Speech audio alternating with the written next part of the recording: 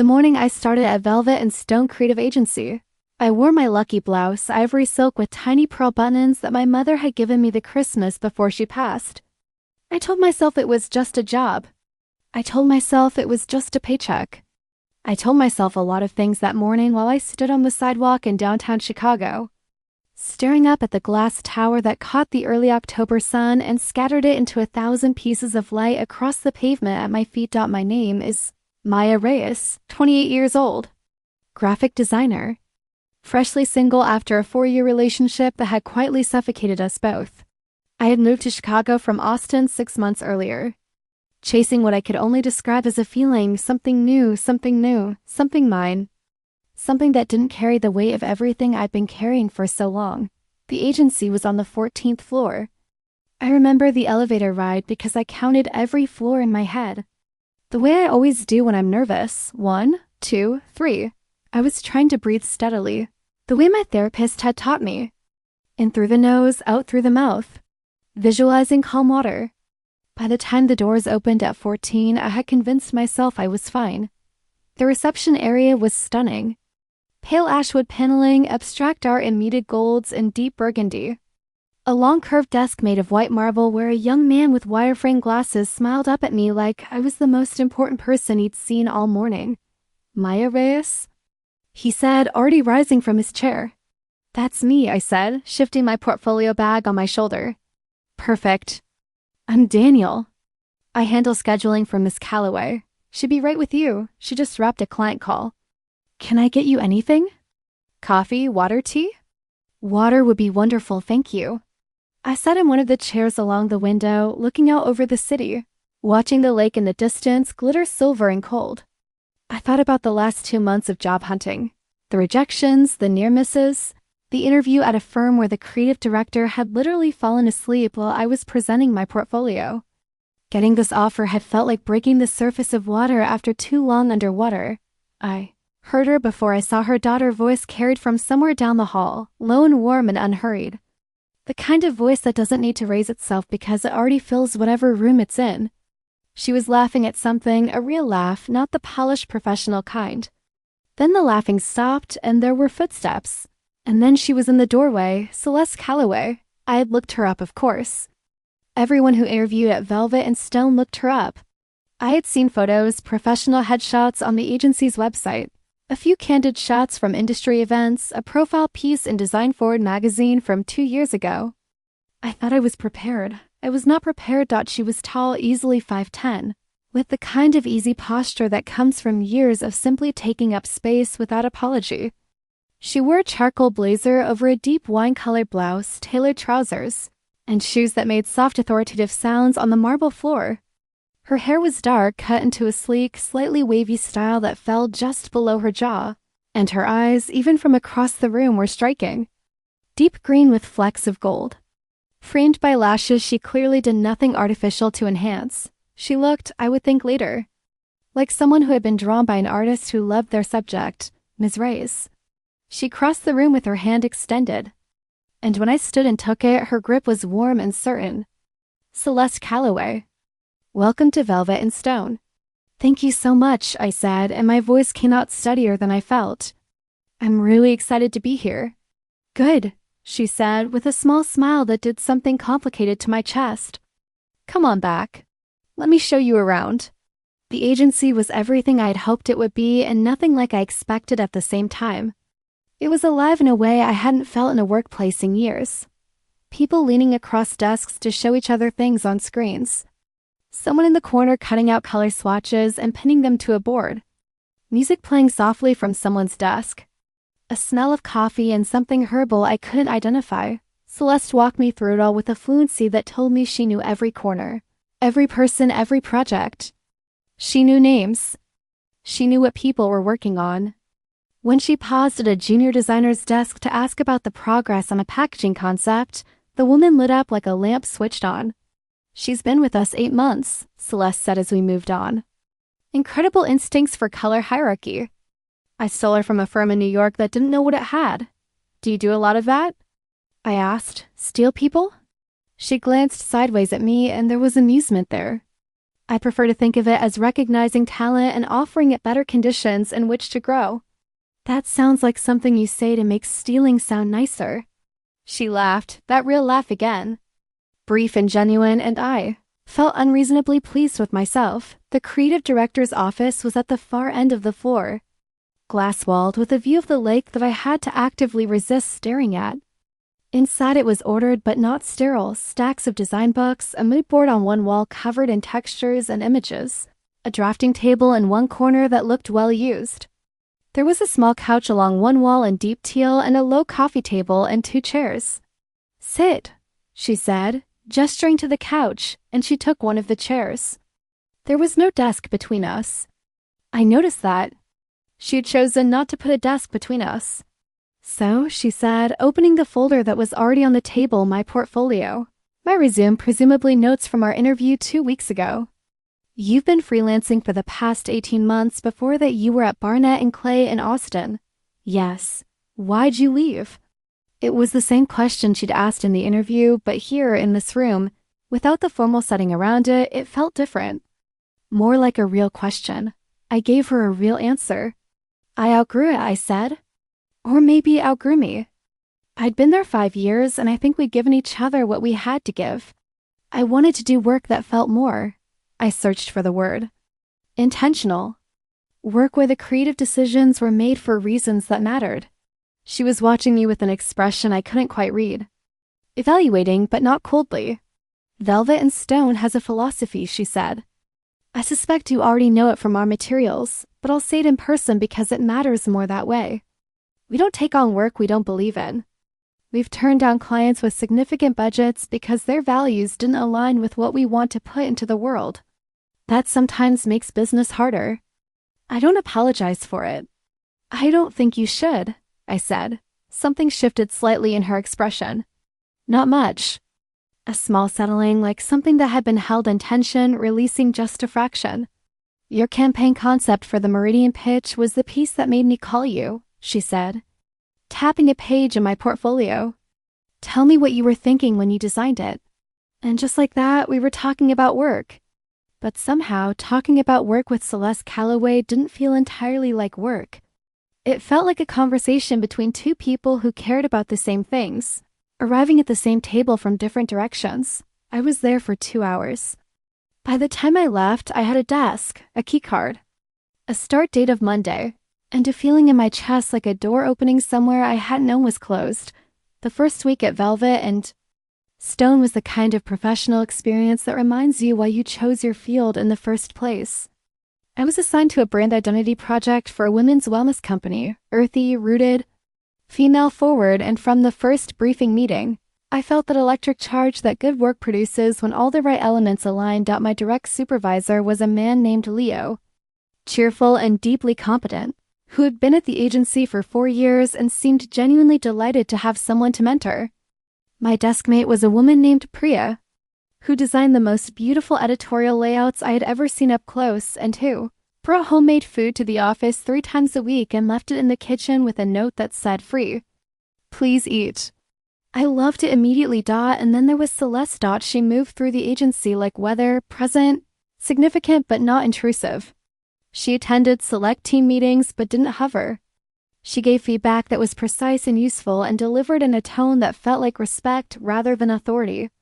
I had worked for difficult creative directors before, the kind who wielded approval like a weapon. Celeste was not that. On Wednesday of my first week, she appeared at my desk without announcement. At a moment when I was deep in a typographic exploration, 3 different font combinations open on my screen. "The middle one," she said. I looked up. She was reading my screen with the focused attention she seemed to give everything. "Sorry?" "The middle option. The serif with the contemporary weight variation. It has the right tension, formal enough to carry authority, but the irregular weight keeps it from feeling corporate." I looked back at my screen. She was right. I had been leaning that way myself, but hadn't quite committed. "I was going to present all 3 to Leo tomorrow," I said. "You can," she said, already turning to leave. "But it's the middle one." She was 3 steps away when she paused and looked back at me. "Your instincts are good," she said. "Trust them." Then she was gone and I sat there for a moment with the faint, ridiculous feeling that I had been given a gift. I told Priya about it at lunch. Priya's reaction was a slow, knowing smile over her container of doll. She doesn't do that, Priya said. Do what? Stop and give unsolicited feedback. I mean, she gives feedback, obviously. She's the CD. But stopping at someone's desk in their first week to tell them their instincts are good? She tilted her head. She sees something in you. She's my boss, I said, in the tone of someone establishing a fact. Yes, Priya agreed. In the tone of someone who found the fact mildly amusing. It happened 3 weeks into my tenure. On a Thursday night, when most of the office had long since gone home, we were in the final push for the Halcyon Hotel's rebrand, a big client. A high-stakes pitch scheduled for Friday morning. I had been working on the presentation deck since 6 that evening, and it was now approaching 9:30. The overhead lights had gone to their overnight dim setting, leaving only the warm pool of task lighting over my desk in the glow of my monitor. I thought I was the only one left. I was wrong. I heard her before I saw her again. The soft sound of footsteps in the quiet office. And then there she was, in the kitchen doorway with 2 mugs. Still in her blazer, but with the collar of her blouse open 1 button more than it had been that morning. Still here, she said. It wasn't a question. I want to get the transitions right on the deck, I said. The animations are either going to feel polished or they're going to feel like I tried too hard. And I'm not sure yet which side they're on. She set one of the mugs on my desk, chamomile, I discovered, and exactly how I liked it, which I would later learn she had noticed because she noticed things like that about people on her team. May I? She nodded at the empty chair beside my desk. Of course. She sat, crossing her legs, wrapping both hands around her mug, and looked at my screen. We worked together for the next 2 hours. Not in the way that a boss reviews a subordinate's work, but in the way that 2 designers work, talking through the visual logic, pushing back and forth on choices, laughing occasionally when something looked wrong in a way that was clearly and definitively wronged out at some point. I stopped thinking of her as my boss and just thought of her as the person across the desk, the one whose aesthetic sense seemed to operate at the same frequency as mine, who said things like the eye wants to rest there and color doesn't announce itself. It persuades, and who listened when I pushed back, genuinely listened, and considered what I'd said. It was nearly midnight when I finally saved the final version of the deck. That's it, I said, leaning back in my chair with the particular exhausted satisfaction of finished work. It's good, she said. And in her mouth that word carried real weight. The section on spatial identity is the strongest thing. The photography art direction notes really strong perspective. Thank you, I said, for staying. You didn't have to. She was quiet for a moment, looking at her empty mug. No, she said. I didn't. There was something in that admission, small, unguarded, that sat differently than anything she'd said before. I felt it like a shift in air pressure, barely perceptible but real. She stood, smoothing her blazer with a familiar automatic gesture. Go home. Maya, got some sleep before the pitch. Yes, ma'am, I said, which made her laugh, that real laugh, as she walked away. I sat there for another minute after she left, listening to the sound of the elevator doors closing somewhere down the hall, and tried to figure out what I was feeling. I couldn't. Not yet. You have it bad, Priya said. We were walking along the lakefront on Saturday morning, in wool coats because it was now firmly November, our breath making small clouds in the cold air. This was our 3rd weekend walk, something that had evolved naturally out of the Calloway, incidental friendship of deskmates, and had become, in its quiet way, one of the things I most looked forward to about my weeks. I don't have anything, I said. You just described 2 hours of working late with your boss like it was a first date. I described a productive working session. You described the way she holds her mug with both hands, Priya said. That is not professional observation. I looked at the lake. It was the gray-silver color it got in November. Restless and deep. She's my boss, I said again. You keep saying that because it keeps being true. Priya was quiet for a moment, which with Priya meant she was being careful. She was the least careless person I knew. Can I tell you something about Celeste? she said at last, if you want to. I've been at the agency 4 years. In that time, I have never, not once, heard of Celeste Calloway dating anyone. She's private in a way that most people respect and don't push. There are rumors, there always are, but nothing concrete, nothing real. What I know from watching her for 4 years is that she is someone who invests in people she believes in. She doesn't do it halfway. I thought about the mug of chamomile set on my desk. The 2 hours. Trust your instincts. That could just be how she treats her team, I said. It is how she treats her team, Priya agreed. But there are degrees. We walked for a while in comfortable silence. What are you actually asking me? I said finally. I'm not asking you anything, she said. I'm telling you to be careful because the way you talk about her, Maya, you already feel something. And feelings that size need you to be honest about them before they get bigger. I knew she was right. I just wasn't ready yet to be that honest. The agency's holiday party was held in the first week of December at a rooftop venue in River North. The kind of event that creative agencies do better than most, informal enough to breathe, beautiful enough to matter. With music that someone had actually thought about and food that was genuinely good, I went with Priya, who wore a dress the color of deep plum that made her look like someone out of a painting, and who immediately found people she knew and dragged me into a conversation about typography that, to my relief, I could participate in. I kept not looking for Celeste. Then I looked for Celeste. She arrived an hour in, with the quiet ease she brought to everything. Wearing a dress I would later be unable to describe except in the vaguest terms because I was too busy noticing the way it made her look like herself, but more so midnight blue. Structured at the shoulders, simple in its line. She moved through the room stopping for conversations, and I watched her the way you watch something you're trying to understand. She laughed at something Leo said. She touched the arm of the junior designer whose work she'd praised, a brief touch of acknowledgement and warmth. She accepted a glass of wine from a passing tray and held it at her side without drinking it immediately, listening to whoever was talking to her with the full quality of attention she brought to everything. You're staring, Priya murmured in my ear. I'm observing, I murmured back. Same thing. Different word. I turned away and threw myself into the conversation about typography. 20 minutes later, I was standing at the bar waiting for a refill when I felt a presence beside me and turned to find Celeste there. Close enough that I caught the scent of her perfume, something with sandalwood and something floral I couldn't name. Having a good time? She asked. Really wonderful. This place is beautiful. We've been doing this venue for 3 years, she said. I like continuity. It builds a sense of, she gestured slightly, shared history. I like that about you, I said, and then realized I'd said it exactly as directly as I'd meant to.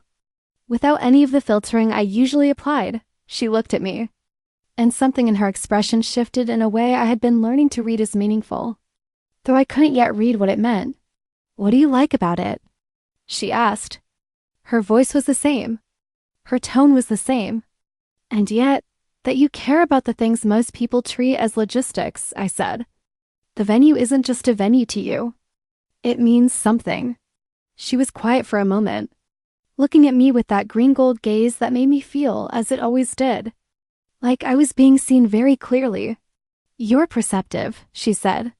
Occupational hazard, I said. Designers are trained to see things. What else do you see? She asked, and there was something genuinely curious in it. Genuinely open, which was rare enough in anyone that it caught me off guard. I see, I stopped. The word I had was too much. Too true, I pivoted. A room full of people who are genuinely glad to work here. That doesn't happen by accident. She smiled. Not the small professional smile. The other one, the one that reached her eyes. No, she said softly. It doesn't. Her hand came to rest briefly on my waist as she reached past me for a cocktail napkin from the bar. The touch lasted 2 seconds at most. It could have been incidental, accidental, nothing. Relax, she said as she settled back beside me. You're still doing that thing where you stand like you're waiting for approval. I didn't know I was doing that. You do it whenever you're uncertain, she said. You don't need to be uncertain here. Her hand was no longer on my waist. The warmth of it remained, I knew in that moment, with a clarity that was both wonderful and frightening that Priya had been right. I had it bad. I had it undeniably, inconveniently, entirely bad. I spent a week being very professional. Diet was excellent at my work. I was warm and collegial with my team. I was respectful and appropriate in every interaction with Celeste, of which there were several because we were in the middle of a major campaign together and professionalism was demanded of me. I did not think about the way her hand had fell on my waist, except I thought about it constantly. I had a conversation with myself that I think anyone who has ever been in a similar situation will recognize: the long internal negotiation between what you feel and what is wise, between the pull of something real and the very reasonable fear of complicating something good. I love this job. I love this team. I was building something here, and she was my boss. And she had not by any measure indicated that what I'd felt in that moment was anything more than warmth between a mentor and a mentee, except the way she looked at me. Except the chamomile tea made exactly right, except the 2 hours on a Thursday night. I was not imagining it. I have, in my life, imagined things, attributed meaning where there was none, read a story into a situation that was actually blank. This was not that. I am not a person given to wishful interpretation. I know the difference between what I want to be true and what I sense is true. And I am honest enough with myself to sit with the difference. What I sensed was something, what I didn't know was what to do with something. Priya, who had the gift of knowing when to push and when to wait, waited. And then she pushed.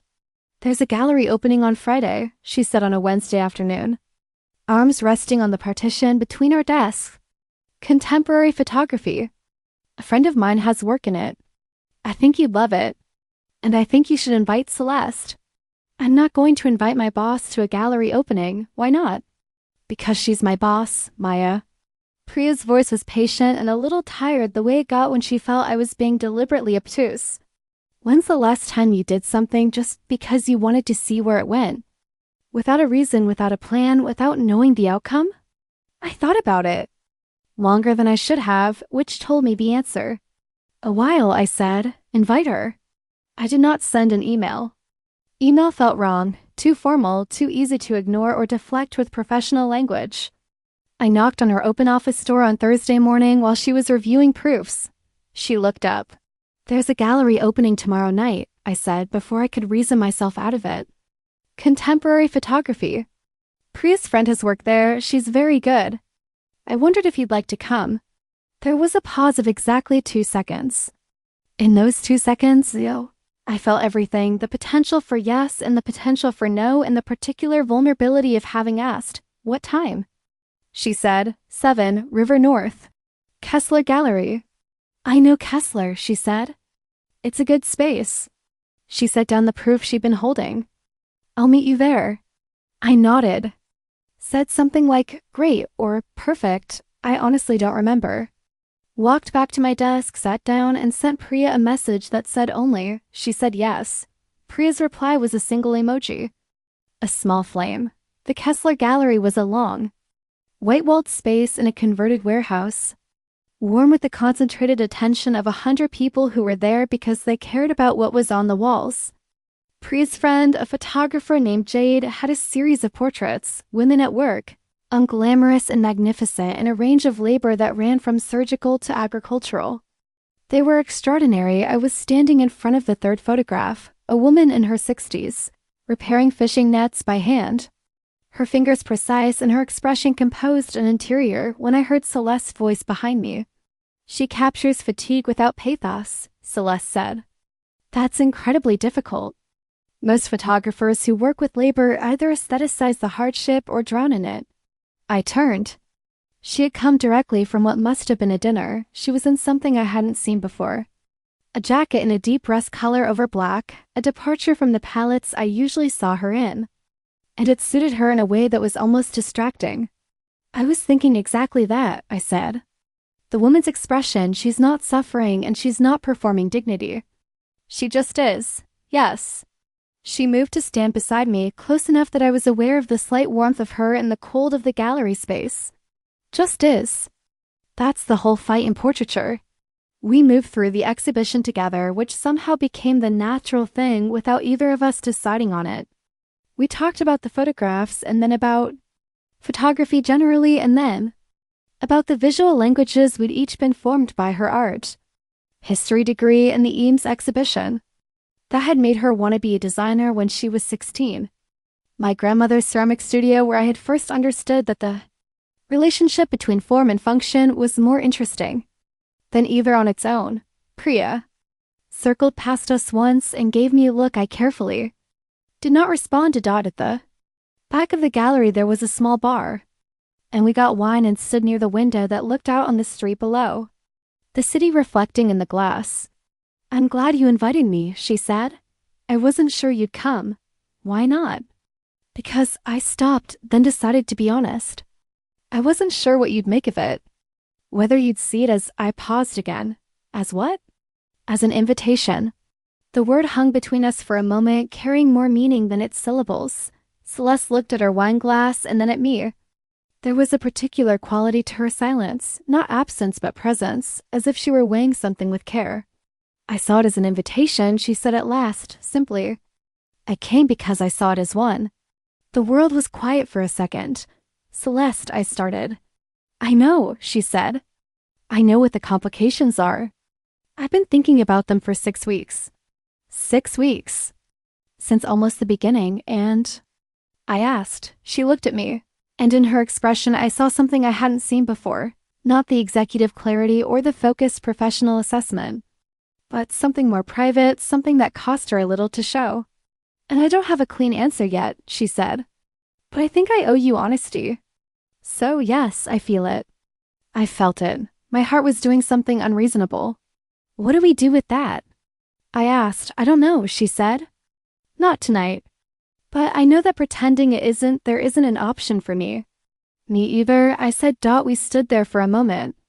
The city below us, the gallery around us, the wine in our hands, and the thing between us undeniable and unnamed, and for now enough, what followed was not a simple thing. Nothing about Celeste was simple, and I mean that is the highest praise. We were careful. We were honest with each other about being careful. There were 2 conversations, real serious conversations. The kind that most people avoid because they require you to say plainly what you want and what you fear, in which we established both the reality of what was between us and the complexity of the professional situation. "I won't pretend I don't have reservations," she said. During the first of these conversations over coffee on a Sunday morning at a small place in Wicker Park that she'd chosen because it was nowhere near the neighborhoods either of us usually frequented. Not because of what I feel, but because of the responsibility I have. To the agency. To you. To your career. "I'm a grown woman," I said. "I know that." "That's not what I mean." She wrapped her hands around her mug, both hands, the way I come to find familiar and inexplicably dear. "What I mean is that I don't want what happens between us to be shaped by the fact that I have authority over you professionally. I don't want you to ever feel that you can't push back on me, creatively or otherwise, because of how we feel." "Have I ever had trouble pushing back on you?" I said, a small, genuine smile.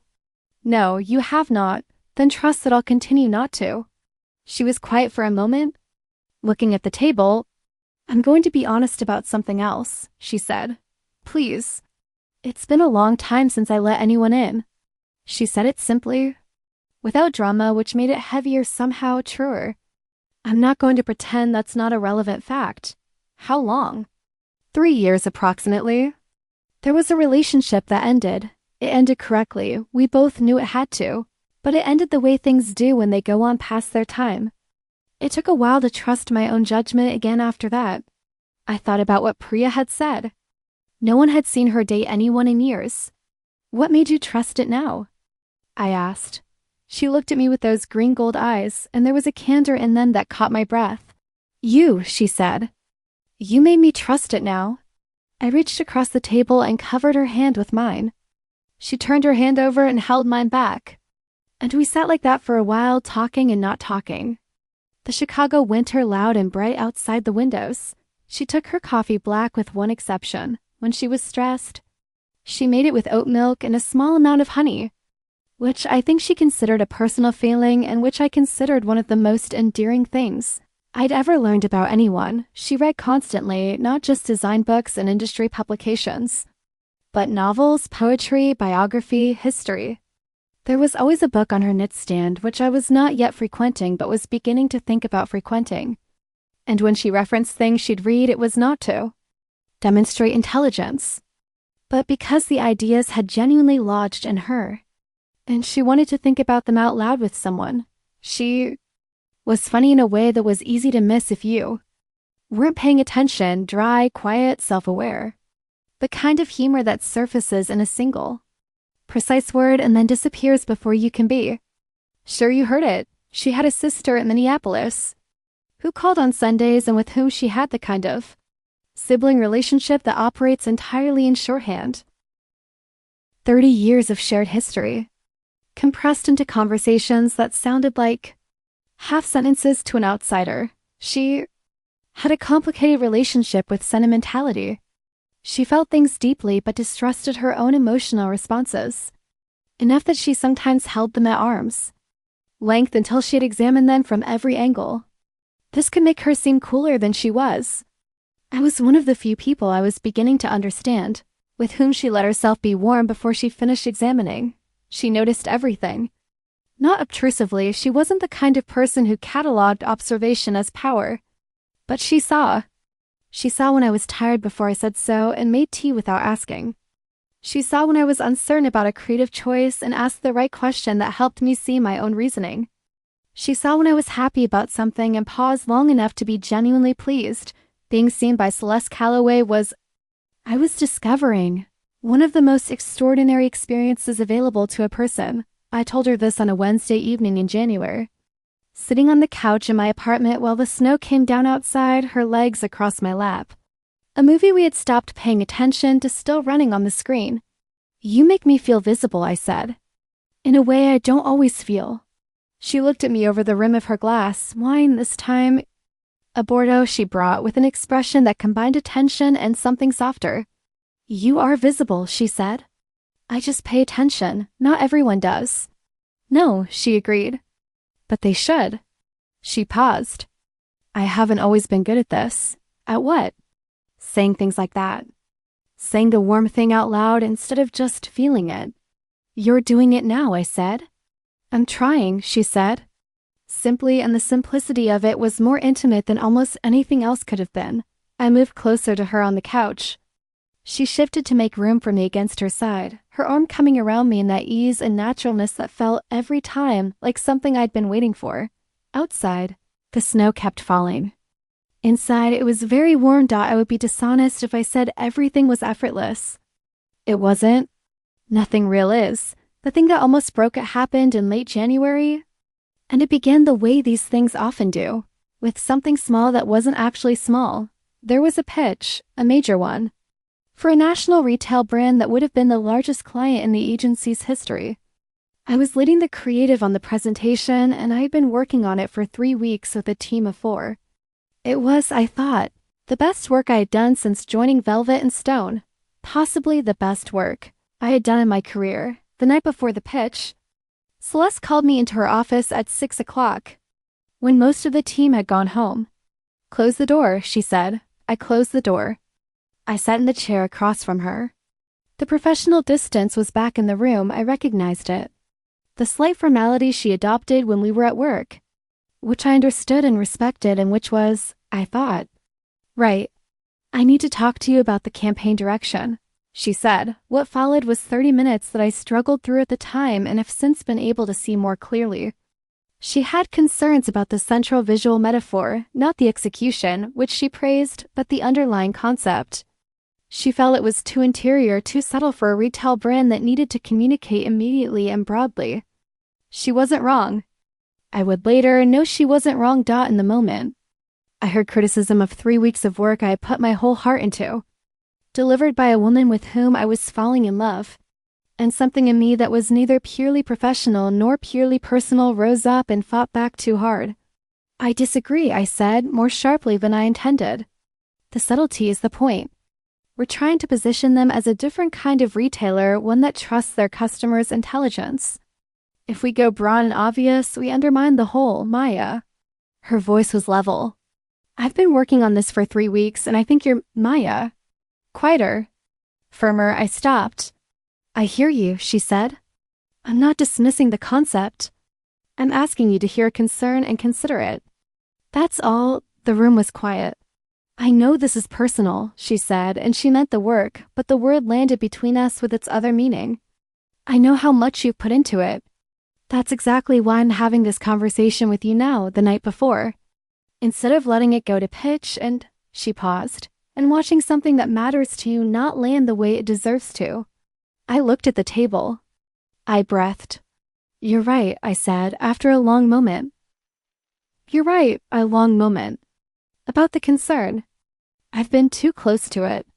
I haven't let myself see the risk. What do you want to do? I want to go back to my desk and spend the next 2 hours building a hybrid version. Keep the conceptual depth, but add a layer that communicates more directly in the opening. That's exactly what I hoped you'd say, she said. I stood. I was at the door when she spoke again. Maya, I turned. The work is genuinely excellent. I want you to know that. Thank you, I said. I'm sorry for the sharpness. You were defending something you love, she said. I'm not asking you to apologize for that. I went back to my desk and worked until 9:30. The revised version was, if I'm honest, better, but the argument, if that's what it was, sat between us for 3 days. Not uncomfortably, but present. We gave each other space to process it. We did not talk about it immediately, which was unusual for us. Because we had developed the habit of talking about things. On the 4th day, she texted me from her car on the way home. I've been thinking about Tuesday. I want to make sure you know that what I value most about working with you isn't that you agree with me. It's that you care enough to fight for what you believe in. Please don't ever stop doing that. I read it standing in the kitchen of my apartment in my socks and felt something go soft and warm in my chest. I typed back. I think you're the first person who's ever made me believe that's true. She replied, Then I'm glad I get to be that person. We were fine. More than fine. But the 3 days had taught me something. That real love, the kind that lasts, the kind that builds, isn't the absence of friction. It's the willingness to move through friction without losing the thread. She said it first. I had not expected her to.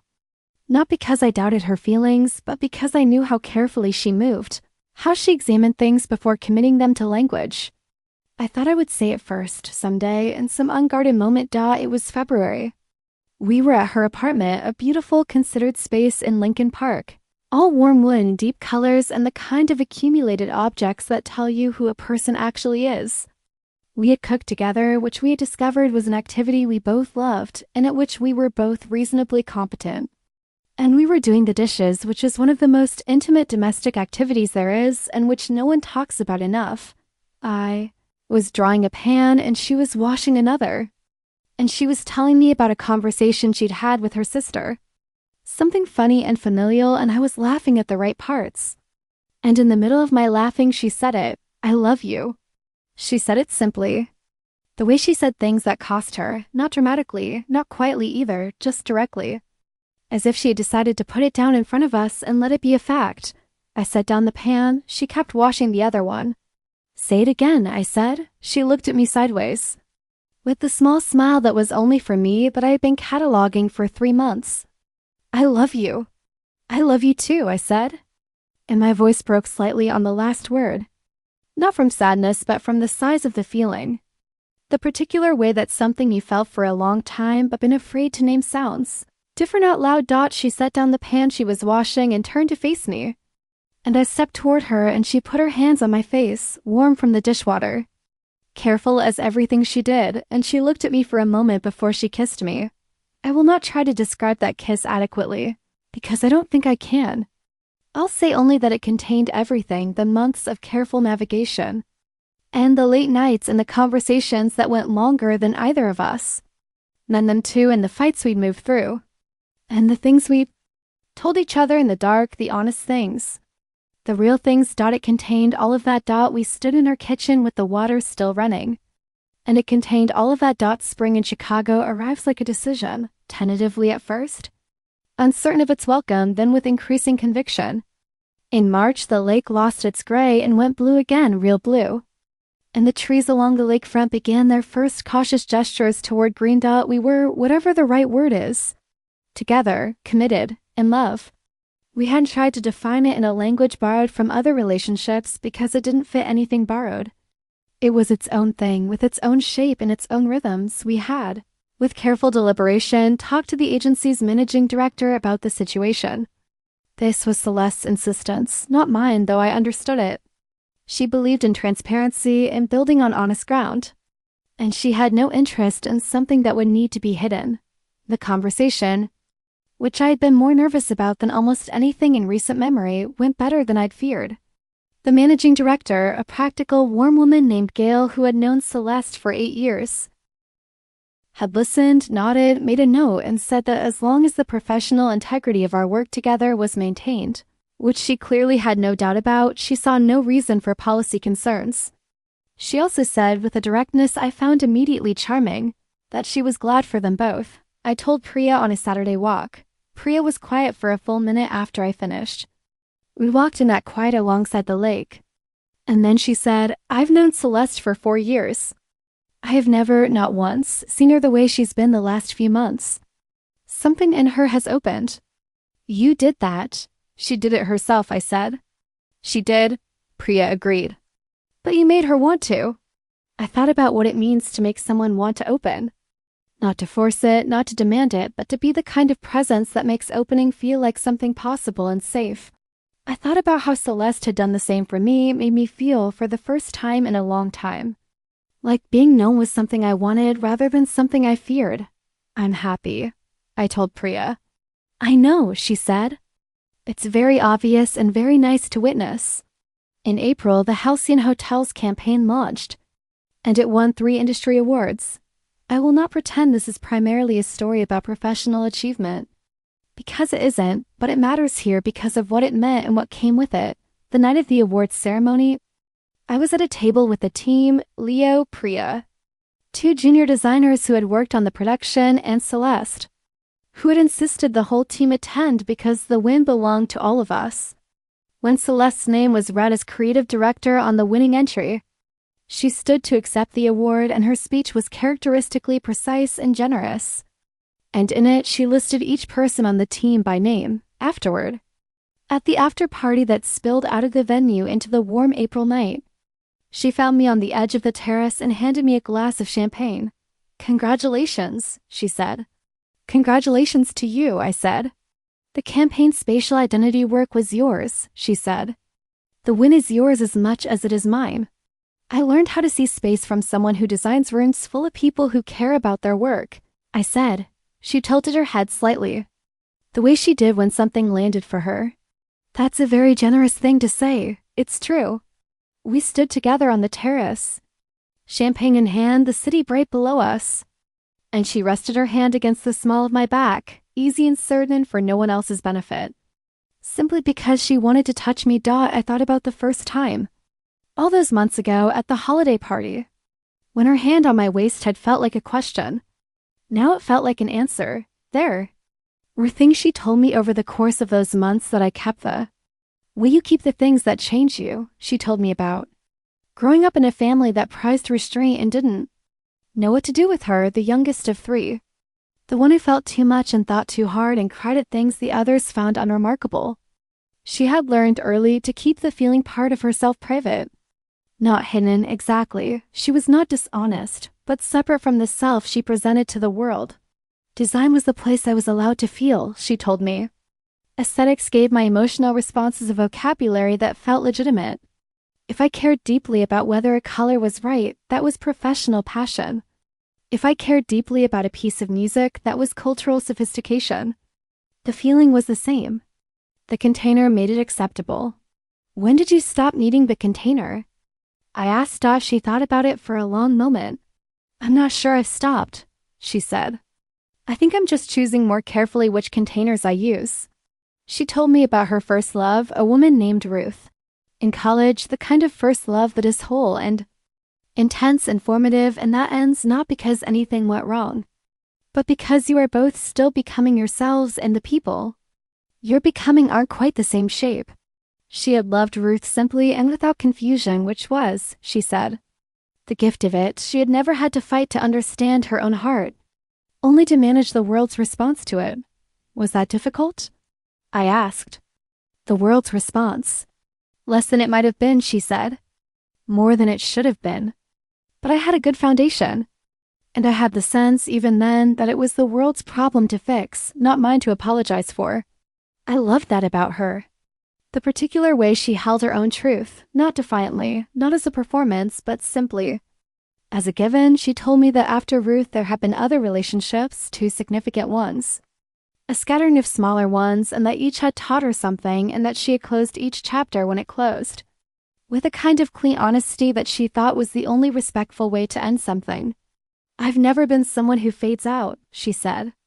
I think fading out is a cowardly choice. If something is over, it deserves to be ended with real words. What if it's not over? I asked. She looked at me with the full quality of her attention. Then you say that too, she said. With real words. In return, I told her things I hadn't told anyone in a long time, I told her. About my mother who had died 2 years ago of a cancer that moved faster than anyone expected, and who had been the person in my life with whom I felt most unconditionally known. I told her about the year after my mother's death, which had been the hardest year of my life, and about the relationship I had been in during that year. A relationship that had not survived my grief because my partner at the time had not known how to be present for it, and I had not known how to ask. We had become tender and awkward with each other and then strangers. And by the time I moved to Chicago, I had understood that the loneliness of that relationship had been, in a way, harder to carry than the loneliness of being alone. Celeste listened with her whole self, the way she did everything. Your mother sounds remarkable, she said. When I described her, the ceramic studio, the patience, the laugh that filled rooms. She was, I said. She would have liked you. Why? I thought about it. Because she respected people who knew what they thought and said it, I said. She had no tolerance for vagueness. And because she had a sense of beauty that was about real things, not pretty things. She would have liked the way you see. Celeste was quiet for a moment. I'm sorry I didn't get to know her, she sighed. Me too. I told her about my years of difficulty understanding what I wanted from a relationship, not my sexuality, which had always been clear to me, but the particular shape of the relationship I needed. I had spent years in connections that were fine, good even, but that left me somehow unseen, somehow adjacent to my real self. I always felt like I was performing a slightly simpler version of myself, I said. And eventually you get tired of the performance. What made you stop performing? She asked. I looked at her. You, I said. You made me stop. By summer, something had shifted that I don't think either of us fully narrated to ourselves, but that we both felt. The sense that this was not a temporary arrangement, but a permanent one. Not permanent in the sense of certain or without risk. Nothing honest is certain, but permanent in the sense of intentional. Of chosen, there was an evening in July. Sitting on the steps of her building in the long warm light that Chicago summer produces in its golden hours. Both of us with iced coffee, talking about nothing particular. And she said, I've been thinking about the apartment. Your apartment? The square footage, she said. The second bedroom. Whether it's being used as well as it could be. I looked at her. She was looking at her coffee, which was an extremely familiar Celeste gesture, the looking at coffee when she was saying something that mattered. Are you asking me to move in with you? I said, I'm noting that a second bedroom could serve other functions, she said. Such as a studio. For someone who sometimes works at home and might benefit from a dedicated space. A studio, I said. Or a home office. Or some combination, Celeste. She looked at me then with that slightly self-aware half smile. I'm asking you to move in with me. I'm just doing it in an extremely roundabout way because apparently I'm unable to fully shake the instinct to create distance around the direct statement. Why do you create distance around it? Because I want it very much, she said, simply. And wanting things very much is a vulnerable state that I haven't fully made peace with yet. I set down my coffee on the step and took her hand. I want it very much too, I said. I'll move in whenever you want me to. She turned her hand in mine and held it, and we sat on the steps in the July light, And the future opened ahead of us like a good room, one with the right proportions, the right light, the right weight, and all the right places. We celebrated 1 year, not an official anniversary exactly. Because the first year of something like this doesn't have a single date. It has a geography by going back to the Kessler Gallery. Jade had a new show there, and we went again. In October, when the leaves were turning and the city had that particular autumnal sharpness that makes everything feel vivid and real, we stood in front of a new photograph, a young woman asleep at a piano. One hand still resting on the keys, the other fallen to her lap. There was something in the image about love and work and exhaustion that was almost unbearable in its beauty. She gets better, Celeste said. She does. We moved through the gallery more slowly this time, because there was no need to be anywhere or prove anything. We had talked tonight over dinner about the upcoming year, a new campaign we'd be pitching together. A mentorship program Celeste was launching that she wanted me involved in. The trip to Portugal we had been planning since March and had not yet booked because life kept producing things to attend to. We should book Portugal, I said. By the large window at the back, we should, next week? Monday, she said. I'll put it in the calendar Monday, I laughed. What? She said. I was just thinking about the first time we stood here, I said. You said I came because I saw it as an invitation. I did. What did you actually see when you came in that night? Really, she considered this with the seriousness she brought to questions that deserved it. Hope, she said. I saw someone who reminded me that hope was a reasonable state, and I hadn't felt that in a while. And I thought, she paused. I thought, this is someone worth being brave for. Worth being brave, I said softly. Yes, she reached for my hand. There in the warm gallery, casually, the way you reach for something that belongs to you. I was right, as it turns out. I held her hand and thought about all the rooms I'd passed through in my life, the ones that were too small. The ones that had the wrong light, the ones that fit but didn't feel like home.